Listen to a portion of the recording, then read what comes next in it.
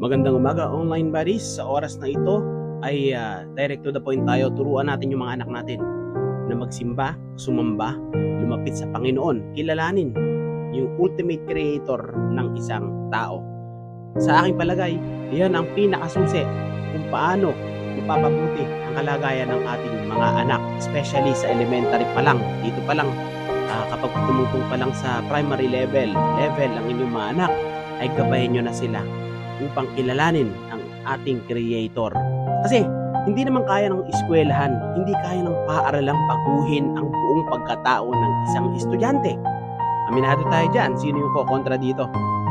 Okay, ang kinakailangan talaga, ilapit ng magulang yung mga anak sa paglilingkod sa Panginoon. Kilalanin yung dakilang lumikha. Kasi kapag hindi niya kinilala yan, bata pa lang siya, wala, mapapariwara ang buhay niyan. Walang